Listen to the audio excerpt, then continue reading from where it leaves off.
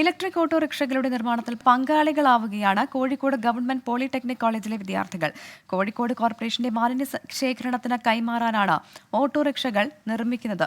ഉന്നത വിദ്യാഭ്യാസ വകുപ്പിന്റെ ഇൻഡസ്ട്രി ഓൺ ക്യാമ്പസ് പദ്ധതിയുടെ ഭാഗമായുള്ള പദ്ധതി വലിയ പ്രതീക്ഷകളാണ് വിദ്യാർത്ഥികൾക്ക് നൽകുന്നത്.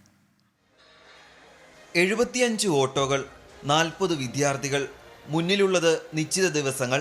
ഇവിടെ പോളിടെക്നിക്കുകാർ പണിപ്പുരയിലാണ്.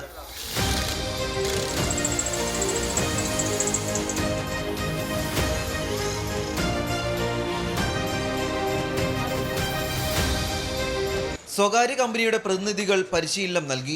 ആദ്യം ഒന്ന് പകച്ചു, പിന്നെ രണ്ടും കൽപ്പിച്ച് ഓട്ടോറിക്ഷകൾ സജ്ജമാക്കുന്ന ഉത്തരവാദിത്തം ഏറ്റെടുത്തു. അപ്പോൾ ഓൾറെഡി ഇങ്ങനത്തെ ഒരു ഇൻഡസ്ട്രിയിൽ വർക്ക് ചെയ്തിട്ടുണ്ട്.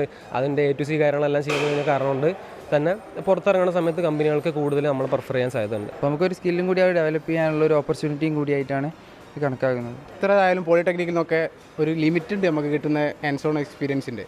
കറക്റ്റ് ഒരു ബാച്ച് വണ്ടി സാധനങ്ങൾ ചെയ്തിറക്കുന്നു, അത് ഫിക്സ് ചെയ്തു, അത് പുറത്തേക്ക് ഇറക്കുന്നു. പ്രൊജക്റ്റിലൂടെ വിദ്യാർത്ഥികൾക്ക് ലഭിക്കുന്നത് മികച്ച തൊഴിൽ സാധ്യതകളെന്ന് അധ്യാപകർ പറയുന്നു. ഇൻഡസ്ട്രികളെ ക്യാമ്പസിലേക്ക് കൊണ്ടുവന്നുകൊണ്ട് കുട്ടികൾക്ക് ഹാൻഡ്സ് ഓൺ എക്സ്പീരിയൻസും ട്രെയിനിങ്ങും കൊടുക്കുക എന്നുള്ളതാണ്.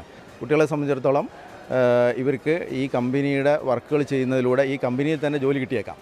ഇത് കൂടാതെ ഞങ്ങൾ മനസ്സിലാക്കുന്നത് മറ്റുള്ള കമ്പനികൾ കുട്ടികളെ ജോബ് റിക്രൂട്ട്മെൻറ്റിന് വേണ്ടിയിട്ട്, ക്യാമ്പസ് റിക്രൂട്ട്മെൻറ്റിന് വേണ്ടിയിട്ട് ഇവിടേക്ക് എത്തിച്ചേരുമെന്നാണ് ഞങ്ങൾ പ്രതീക്ഷിക്കുന്നത്.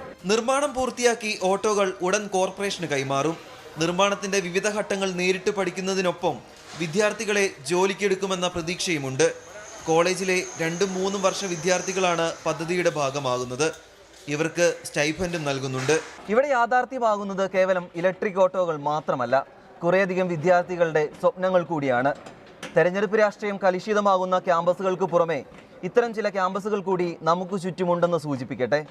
രാജേഷ് വെള്ളരിക്കുണ്ടിനൊപ്പം രാഹുൽ സുരേഷ്, 24 കോഴിക്കോട്.